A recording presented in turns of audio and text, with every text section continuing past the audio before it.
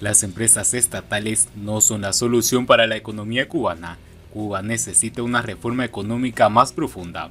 ¿Cómo están, amigos? Bienvenidos a Noticias Importantes. Comenzamos. La Constitución Comunista de Cuba de 2019 lo tiene claro. En el título 2, relativo a los fundamentos de la economía, y en el artículo 27 dice al respecto: la empresa estatal socialista es el sujeto principal de la economía nacional, dispone de autonomía en su administración y gestión, desempeña el papel principal en la producción de bienes y servicios y cumple con sus responsabilidades sociales. La ley regula los principios de organización y funcionamiento de la empresa estatal socialista. Con este enunciado, poco más hay que añadir. El modelo económico social comunista no cree en la empresa privada, simplemente la ignora, dominándola con insultante calificativo de otras formas de propiedad, la prohibición del enriquecimiento y la concentración de la propiedad de los emprendedores privados, artículo 30, apoyada en los baluartes del Estado como órgano director, regulador y controlador de la actividad económica y de la planificación socialista, artículo 19, define el diseño de un modelo obsoleto, que ha mostrado su obsoleta incapacidad para adaptarse a las tendencias de este siglo XXI y mejorar las condiciones de vida y prosperidad para los cubanos. Porque es conveniente precisar que cuando se habla de centralidad de las empresas estatales, en Cuba conviene tener en cuenta varios datos antes de continuar. Primero, que el número de las empresas estatales no ha hecho más que disminuir desde 2014. En aquel año, según datos oficiales de la UNEI, había en Cuba 1.992 empresas inscritas en el Registro Estatal de Empresas y Unidades Presupuestadas, REUP. Pues bien, en 2019, ese número, lejos de crecer, como cabría suponer de la relevancia que otorga la Constitución, se habría reducido a 1.774 empresas con un descenso del 11%, equivalentes a 219 unidades. Por citar un ejemplo, las entidades pertenecientes al sector presupuestado en el mismo periodo de tiempo pasaron de 2.297 a 2.241, con un descenso menor de solo 2,3%. En este caso, asombra contemplar que en Cuba el número de entidades dependientes del presupuesto estatal, 2.241, es superior al número de empresas, 1.774. ¿Cómo no interpretar ese índice de producción industrial en 2019 de 61,3 con respecto al año base en 1989 igual a 100?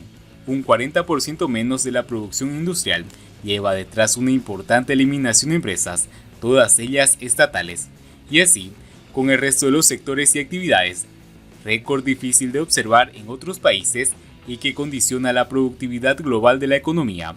Por lo tanto, dejando de lado la demagogia oportunista, los comunistas cubanos han practicado sobre las empresas estatales de Cuba un ajuste silencioso de esos que denominan terapia de choque, con el cierre o la transformación de aquellas que no eran rentables, una decisión completamente desacertada si se tiene en cuenta la experiencia de algunos países del este de Europa, que, al emprender la privatización de las empresas, descubrieron que algunas que habían sido insolventes bajo la titularidad del Estado, al pasar a manos privadas, se convertían en potentes generadoras de productividad, empleo y riqueza.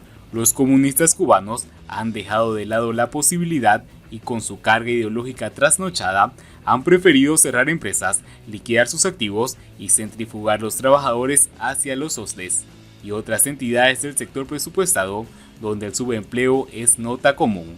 Segundo, ¿qué sentido tiene en la tarea de ordenamiento autorizar a las empresas estatales en Cuba a distribuir utilidades después de pagar impuestos entre sus trabajadores al cierre de cada trimestre, sin límites en el monto a distribuir y sin que ello esté condicionado al cumplimiento de indicadores?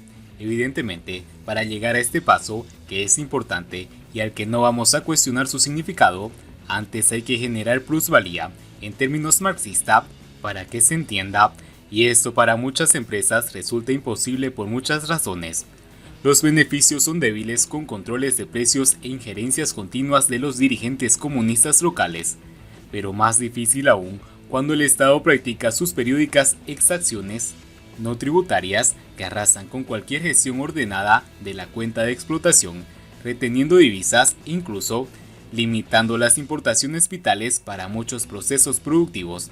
Esa dependencia del Estado como dueño de las empresas están en el origen del pésimo funcionamiento de estas entidades, lo que significa que antes de proceder a su recuperación, simplemente se cierran.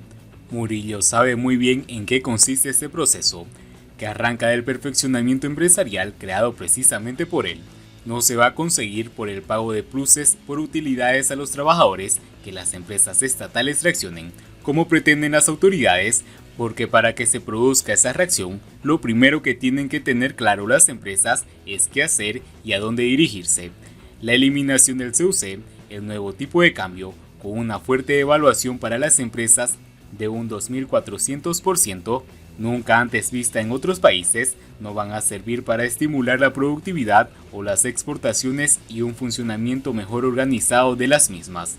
Por último, cualquier injerencia del Estado en los procesos de gestión es contraproducente. En estos términos, hay que interpretar lo dispuesto en la Resolución 375-2020 del Ministerio de Finanzas y Precios, que, por ejemplo, obliga a las empresas a realizar el pago de pluses salariales a los trabajadores dentro del trimestre siguiente, con una vaga referencia a la planificación de los desembolsos con relación a los flujos financieros y así llegar hasta donde permita la liquidez. Por lo tanto, parece poco sensato aplicar un formato homogéneo a todas las empresas para que el pago de beneficios a los trabajadores, si se tienen en cuenta las características técnicas y productivas de cada sector o actividad y la duración de los procesos. Esta obsesión con dirigir toda la economía desde la centralidad, sin bajar a la realidad, explica por qué funcionan tan mal las empresas estatales. Visto desde esta perspectiva, ya tienen un indicador para llevar al próximo Congreso del Partido Comunista el número de empresas estatales desaparecidas, el 11%, combinada con la estabilidad de la tasa de desempleo.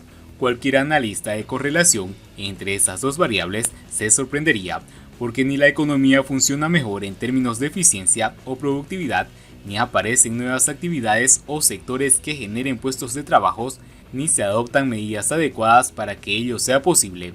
¿Dónde van los trabajadores excedentes de las empresas estatales cerradas o desaparecidas? La magia confunde y no deja ver la dura realidad. Creer que la tarea de ordenamiento supone cambios para la economía cubana es un gran error. Precisamente, la tarea combina la estrategia económica y social del país, son nuevos instrumentos de régimen para la permanencia de su modelo de política económica. Cuba necesita una reforma económica más profunda, dicen los acreedores. Los crímenes del nacionalsocialismo fueron juzgados y castigados por los juicios de Nuremberg. Sin embargo, hay dictaduras que también han perpetuado crímenes, entre ellas el estalinismo y otras en la modernidad, a las cuales hay que investigar y evaluar moral y jurídicamente. Los recuerdos de lo que ha sucedido en estos estados totalitarios y está sucediendo en estos momentos deben mantenerse vivos, porque hay que honrar las memorias de las víctimas y traer la coalición a la verdad, pero aún más hay que condenar a los autores que aún permanecen vivos, de forma que sientan el peso de la ley, y los que ya murieron deben ser puestos al descubierto con todos sus actos macabros. Existen en el mundo grupos y partidos políticos radicales, aunque lo quieran ocultar, ya que difunden discursos de rechazo, generando el aumento del uso de la fuerza y la intolerancia que nos hemos visto obligados a convivir. Hay valores en los que se debe fundamentar la sociedad de cualquier país, ese que los cubanos no conocemos, entre ellos el respeto a la dignidad humana, la libertad, la democracia, la igualdad, el Estado de Derecho, el respeto de los derechos humanos, incluyendo los derechos de las personas que pertenecen a las minorías, en nuestros casos los opositores.